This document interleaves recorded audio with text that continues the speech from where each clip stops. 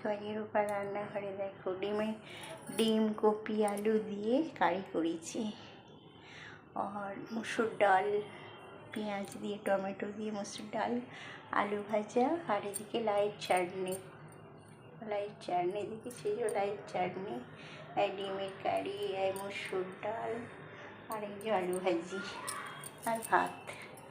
আজকে এইটুকুই তরকারি হয়েছে।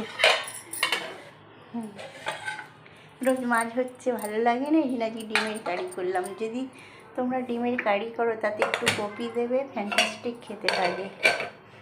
কপি দিয়ে যদি ডিমের কারিটা করা হয় না, হেভি লাগে খেতে। তো আজকে রূপা রান্নাঘরে এইটুকুই, অল্প অল্প তো রান্না বাড়া, হ্যাঁ অল্প অল্প রান্না, একটা দুটো মানুষের কি রান্না দেখাবো ভিডিও, যেটুকু হয়েছে আমি দেখালাম। তো রূপা রান্নাঘরে আজকের মেনুটা কেমন লাগলো সেটা কিন্তু বলতে হবে তোমাদেরকে। তোমরা আমার রূপা রান্নাঘরের মেনু দেখে লাইক কমেন্ট ভালোই করো, সেদিকে কোনো সন্দেহ নেই। তো দেখেছো, দেখো আমাদের জানলা দিয়ে এয়ারপোর্ট দেখা যাচ্ছে। দেখো ওই দেখো মেন রোড, যশোর রোড আছে না, এয়ারপোর্টের গেটের যশোর রোড, ওই যশোর রোড দেখা যাচ্ছে, এয়ারপোর্ট দেখা যাচ্ছে।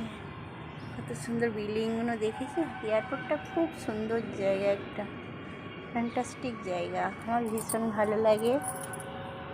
সব কিছু পাবে আমার ফ্ল্যাটের তলায় নামলেই বাঘের চোখ শুদ্ধ পাওয়া যাবে, যদি পয়সা থাকে, টাকা থাকে, সব কিছু পেয়ে যাবে আমাদের ফ্ল্যাটের তল নিচেতে।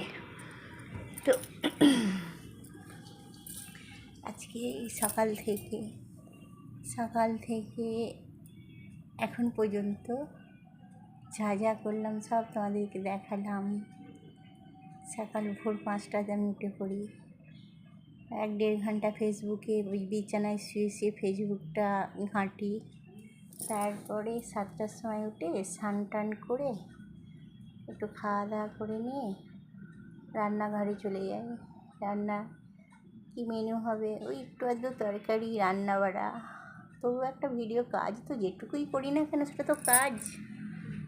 তো একটা টিপস তোমাদেরকে দিই, দেখো আমরা শুধু আলু দিয়ে ডিমের কারি করি। যদি আলু ফুলকপি বড় বড় করে কেটে আলু আর ফুলকপি কষে নিয়ে আর ডিমগুলো সিদ্ধ করে নিয়ে খোলা ছাড়িয়ে একটু তেলে হালকা ফ্রাই করে নেবে, নিয়ে এবার আদা রসুন পেঁয়াজ টমেটো এগুলো দিয়ে যদি আলুটা কষে নাও, নিয়ে এবার জল ঢেলে দেবে। যখন সেদ্ধ হয়ে যাবে তখন ডিমটা দিয়ে কী করবে, নামিয়ে নেবে।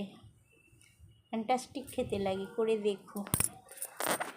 ঠিক আছে, টাটা বাই, ভালো থেকো, রাখছি।